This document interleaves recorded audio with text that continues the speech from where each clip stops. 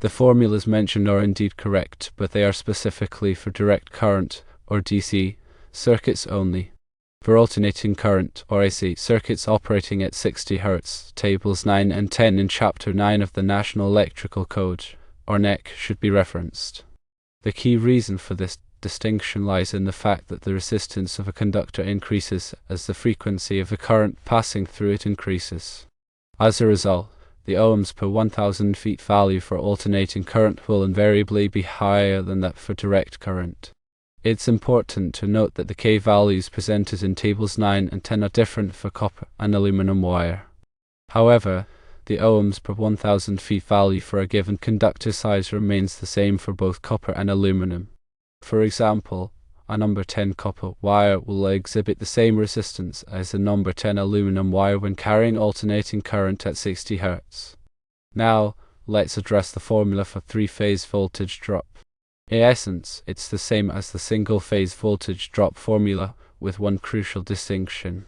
The current value used in the three-phase calculation is the phase current, as opposed to the line current. In summary, when dealing with direct current voltage drop calculations, you can employ the formulas provided. However, for alternating current calculations at 60 Hz, it is imperative to consult tables 9 and 10 in Chapter 9 of the NEC to ensure accurate results. Remember that the resistance of a conductor is frequency dependent and that the K values in NEC tables differ for copper and aluminum. Following explains voltage drop calculations in more detail. Firstly, understanding voltage drop is crucial in electrical systems to ensure equipment operates correctly and prevent overheating. Excessive voltage drop can lead to reduced performance, malfunction, and even damage to electrical devices.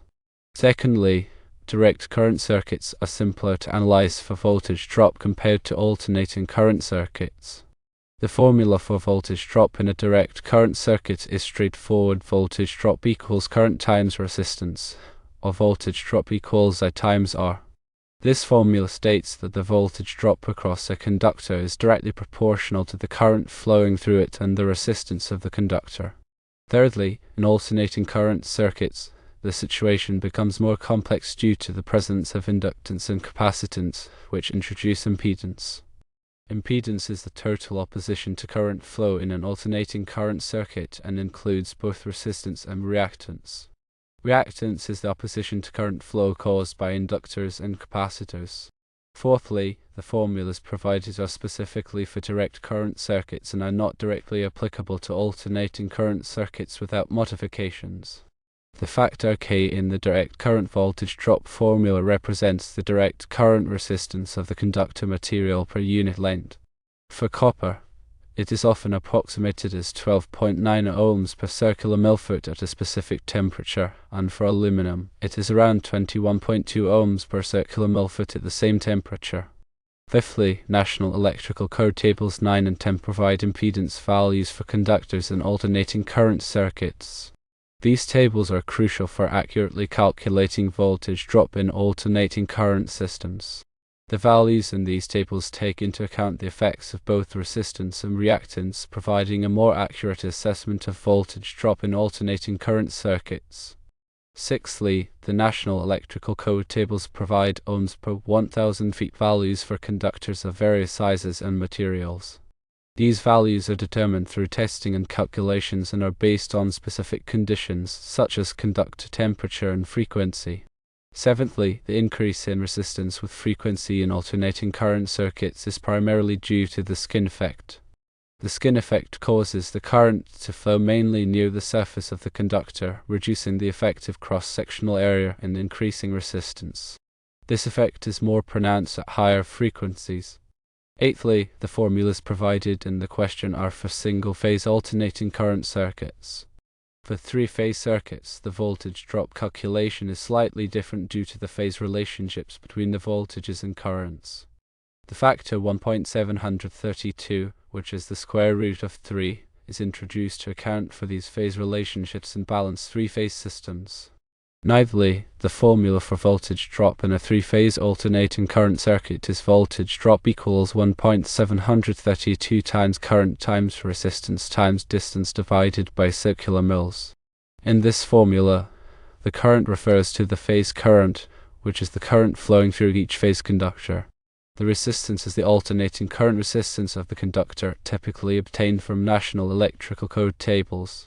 Tenthly, when calculating voltage drop, it's crucial to use the correct values for resistance or impedance, taking into account the type of circuit, the frequency of the current, and the conductor material. Using direct current resistance values for alternating current circuits can lead to significant errors in voltage drop calculations.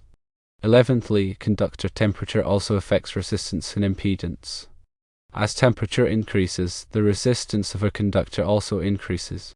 The National Electrical Code tables typically provide values at a specific temperature, such as 75 degrees Celsius.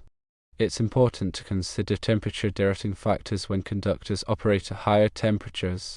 12thly, to accurately calculate voltage drop in alternating current circuits, it's recommended to follow these steps. Firstly, determine the circuit parameters, including voltage, current, frequency, conductor size, and conductor material. Secondly, consult National Electrical Code Tables 9 and 10 to obtain the appropriate impedance values for the conductor.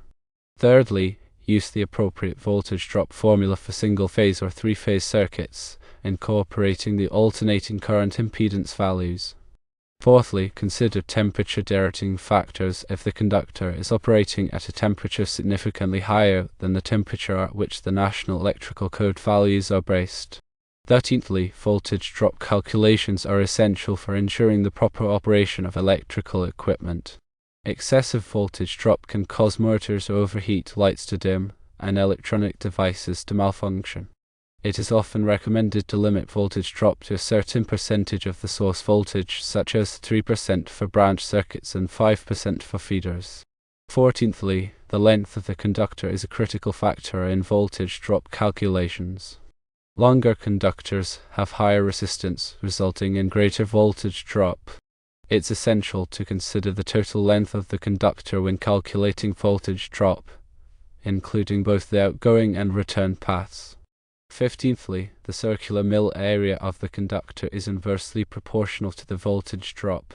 Larger conductors have lower resistance and therefore lower voltage drop. The circular mil area is a measure of the cross-sectional area of the conductor.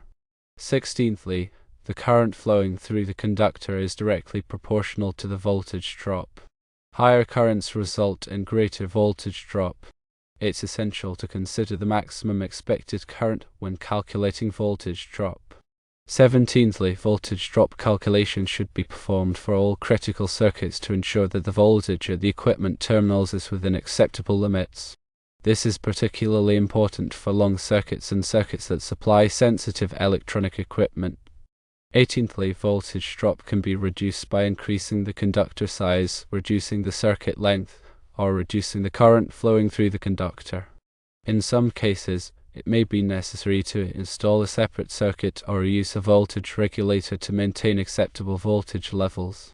19thly, voltage drop calculations are an integral part of electrical system design and should be performed by qualified electrical engineers or electricians.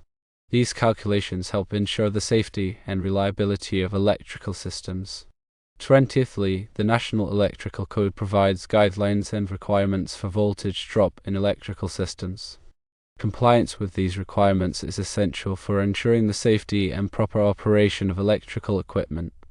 21stly, in summary, voltage drop calculations are crucial for electrical system design and must be performed accurately, considering all relevant factors, including conductor material, size, length, current, frequency, and temperature. Using the appropriate formulas and National Electrical Code tables is essential for obtaining accurate results.